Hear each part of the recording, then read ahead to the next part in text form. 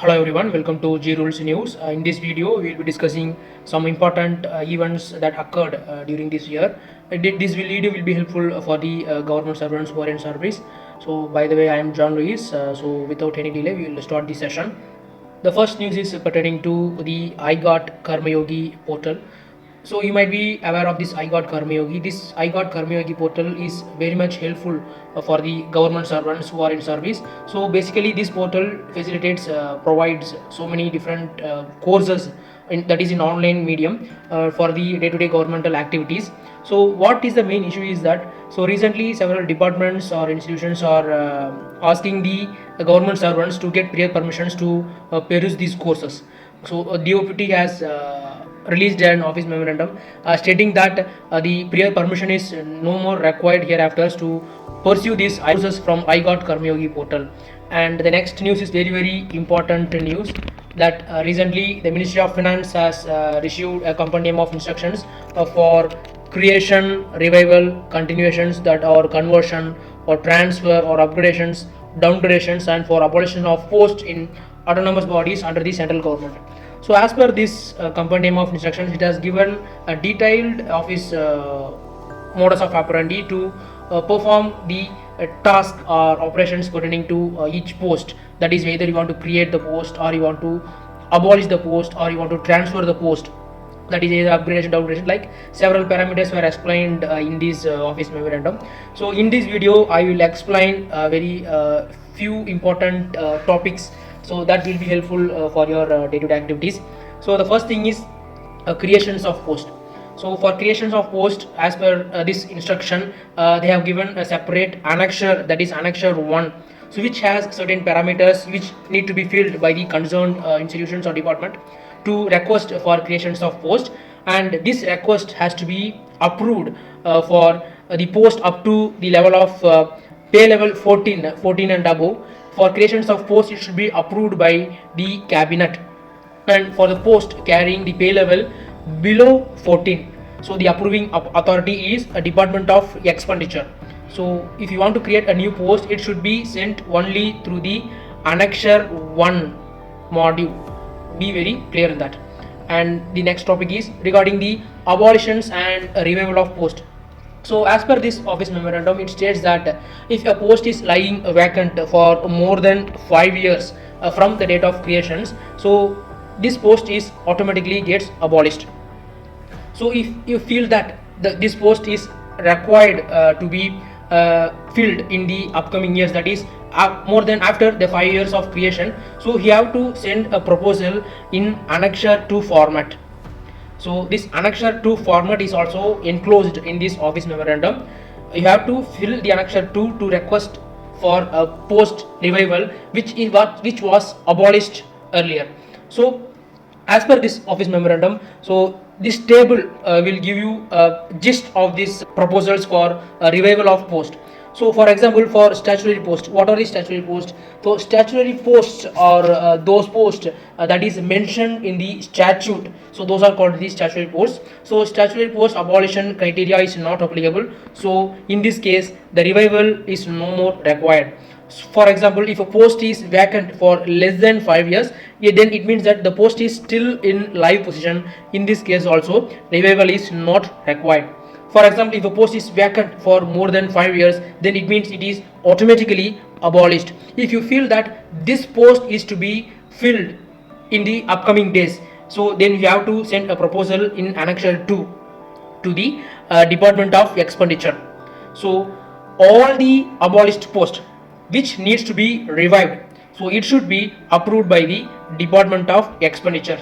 Only after you have obtained Department of Expenditures approval, then only the post can be filled up. You make clear of this. Okay. So I have given only a few important topics in this office memorandum. If you feel that I want to explain the each and every criteria that is mentioned in this poem, in this office memorandum, for example, it explains about creations of supernumerary posts and continuations of temporary post and transfer of post, downgradations, upgradations, like several criteria were explained. If you want me to explain this office memorandum separately, please comment your suggestions, so I will make a separate video if necessary arises. And the next news is regarding the performance security. So As per Government of India norms, all public procurements should be made as per GFR 2017. So in GFR 2017, under Rule 171 explains performance security. This performance security is to be obtained from the successful bidders after the award of contract. So previously the performance security percentage is 3 to 10 percentage. Now as per this office memorandum, it has been revised to 3 to 5 percentage. This updation, you should be aware of it. So this performance security can be received in the form of insurance surety bond, account pay demand draft, or fixed deposit from commercial banks, or bank guarantees including e-bank guarantees from the commercial banks, or any online payment is acceptable as a performance security. So this 3 to 5 percentage updation, you should be aware of it. And the next news item is regarding admissibility of travel by Tejas train while availing LTC. So you might be aware of that there is a flexi fare or dynamic fare applicable in 3 different trains. So that is Rajdhani, Shatabdi, and Duronto trains. So for these 3 trains, flexi fare is admissible under LTC for journeys performed under LTC. So this dynamic fare is not applicable for the non-entitled government servants who travel by air and claims reimbursement of this entitled class of Rajdhani, Shatabdi and Duronto trains. Now the updation is that the DOPT has given an office memorandum that there is a Tejas Rajdhani Express. You might be knowing Tejas Rajdhani, and another one train is Tejas Express. So what they are clarifying in this recent office memorandum is that, so these 3 trains, that is Rajdhani, Shatabdi, Duronto, among these 3 trains, now they have added one more train, that is Tejas Rajdhani. So now you will get reimbursement of these 4 trains, and you will not get reimbursement if you travel under LTC by Tejas Express. You will not get reimbursement for travel by Tejas Express, but you will get reimbursement for Tejas Rajdhani Express. Understood? So the next article is regarding amendment in CCS pension rules 2021. Previously, that is before the amendment, under sub rule 8 and sub rule 9 of rule 50 in CCS pension rules, it states that if a deceased government servant or a pensioner is survived by a spouse, the family pension is first granted to spouse and the children and other family members who become eligible for family pension. This is before amendment. Now what the amendment has been made is that if a divorce proceedings in respect of female government servant or a female pensioner is pending in a court of law, or a female government servant or female pensioner has filed a case against her husband under the provisions of Women from Domestic Violence Act or Dowry Prohibitions Act, in such case the female government servant or the female pensioner may make a request for grant of family pension after her death to her eligible child or children in precedence to her husband. This is the major amendment that has been carried out in CCS pension rules 2021. Previously what is the case? If wife is there, then the pension will be received by husband, then child.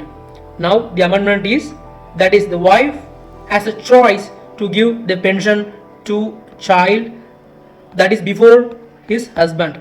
That is the major amendment that they have been carried out in this office memorandum of by Department of Pensions and Pensioners Welfare. And let me conclude this session with a question. The question is, a government servant who is due for superannuation with effect from 30th April 2024. He is residing in his duty station with his family.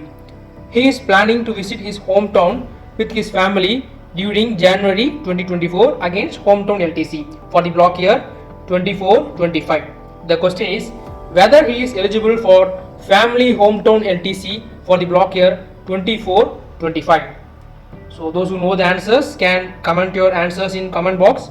So the solutions to this question will be given in the next session video, and I hope you enjoy this session, and thank you. We will meet next session with new news. Thank you. Bye bye. Have a great day ahead.